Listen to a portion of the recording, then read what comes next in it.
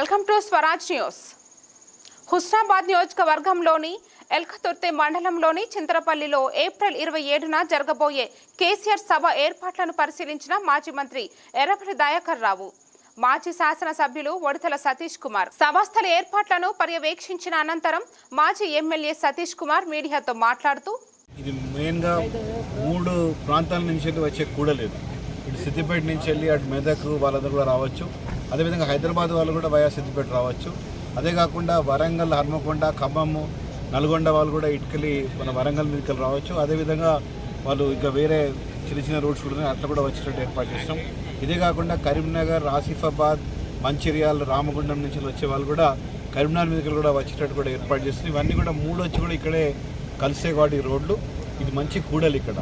So బ్రహ్మాండంగా అన్ని దిక్కుల నుంచి వెళ్ళి తెలంగాణ నలువైపుల నుంచి వెళ్ళి కూడా ఇక్కడికి వచ్చే రోడ్స్ అన్నీ కూడా బ్రహ్మాండంగా ఉన్నాయి. కాబట్టి గౌరవ మాజీ ముఖ్యమంత్రి గారు, మా అధ్యక్షులు వారు కేసీఆర్ గారు ఎల్కదుర్తి ప్రాంతంలో కూడా మీటింగ్ పెట్టడానికి అవకాశం ఉందా అని చెప్పినప్పుడు మేము వెంటనే అందరం కూడా స్పందించి ఇక్కడ లోకల్ నాయకులతో అదేవిధంగా ఇక్కడున్న మా యొక్క రైతులతో స్పందించి మరి మాట్లాడితే వాళ్ళందరూ కూడా చాలా గొప్పగా 1-2 రోజుల్లోపడినే మొత్తం స్థలం కేటాయించడం జరిగింది. మా రైతులందరూ కూడా చాలా ముందుకు వచ్చి మరి మేము తప్పకుండా ఇస్తాం, కేసీఆర్ గారు మాకు రైతు బంధు ఇచ్చిండ్రు, రైతు బీమా ఇచ్చిండ్రు, ఈ మాత్రం మేము సార్లు చేయలేమా అని చెప్పి మా దగ్గరకు రావడం జరిగింది.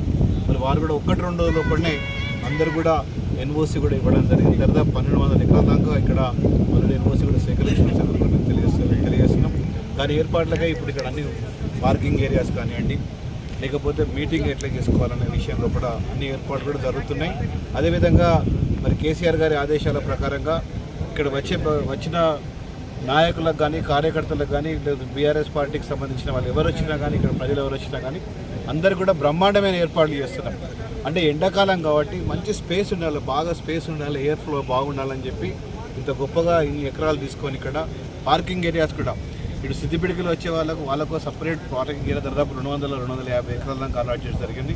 అదేవిధంగా కరీంనగర్ నుంచి వచ్చే వాళ్ళకు కూడా 200 ఎకరాల దాకా అలాట్ చేయడం జరిగింది. మనకు వరంగల్ నుంచి వెళ్ళి, అదేవిధంగా ఖమ్మం నుంచి, నల్గొండ నుంచి ఎక్కువ ఫ్లో వస్తుంది కాబట్టి వాళ్ళకు దాదాపు 400 ఎకరాల దాకా కూడా వాళ్ళకు కూడా అరేంజ్ చేయడం జరిగింది. అదే కాకుండా 160 ఎకరాల ప్రాంతంలో కూడా ఈ మీటింగ్ కూడా జరగబోతుంది. అక్కడ దాన్ని కూడా ఇయర్ మార్క్ చేస్తున్న ఫ్లాగ్స్ అని కనబడుతుంది. ఇక్కడ బ్రహ్మాండంగా ఇయర్ మార్క్ చేస్తామని తెలియజేస్తున్నాం. ఇదే కాకుండా మరి కేసీఆర్ గారి ఆదేశాల ప్రకారంగా వచ్చిన ప్రతి ఒక్కరికి కూడా చల్లటి మంచినీళ్ళ బాటిల్ ఇచ్చేటట్టు, అదేవిధంగా వాళ్ళకు లస్సీ ప్యాకెట్ కూడా, వాళ్ళకు మజ్జిగ ప్యాకెట్ కూడా వాళ్ళకి ఇచ్చేటట్టు కూడా ఏర్పాటు చేయడం జరుగుతున్నది. ఇవన్నీ కూడా మా దగ్గర ఉన్న కార్యకర్తల, నాయకులందరూ కూడా వాలంటీర్ కూడా చాలా మంది కూడా రావడం జరుగుతుంది. దాదాపు నాకు తెలిసిన అంచనా ప్రకారంగా 2000 మంది వాలంటీర్సే ఇక్కడ ఈ ఒక గ్రౌండ్లో కూడా పనిచేయబోతున్నది తెలిసింది. దానికి హన్మకొండ నుంచి దాదాపు 1500 మంది వాలంటీర్స్ వస్తున్నాయి. అదేవిధంగా ఇక్కడ ఎల్కదుర్తి, బిందర్, హుస్నాబాద్ నియోజకవర్గం నుంచి 500 మంది వాలంటీర్స్ కూడా ఆల్రెడీ రావడం జరుగుతుంది. అందరికి కూడా మరి రిటైర్డ్ అయిన పోలీస్ ఆఫీసర్స్తో ఏ విధంగా వాలంటీర్స్ పనిచేయాలి, ఏ విధంగా ట్రాఫిక్ కంట్రోల్ చేయాలి, ఏ విధంగా ట్రాఫిక్ డైవర్ట్ చేయాలి అనే విషయం కూడా వాళ్ళకు కూడా శిక్షణ ఇవ్వబోతున్నాం. ఇంకా 2-3 రోజులు అది కూడా ప్రారంభమవుతుందని కూడా మీకు తెలియజేస్తున్నాం. చాలా బ్రహ్మాండంగా ఇక్కడ ఎవరిని అడిగినా కానీ ఈ సభ 100% 100% ఎవరైనా వచ్చి ఈ సభలో అల్కగా వచ్చి పోయేటట్టు ఏర్పాటు చేస్తున్నాం. కాబట్టి 100% చాలా పెద్ద సంఖ్యలో యావత్ తెలంగాణ మొత్తం కూడా కదిలి వచ్చే అవకాశం కూడా కనబడుతుంది. ఇప్పుడు నేను వస్తుంటే కూడా చాలామంది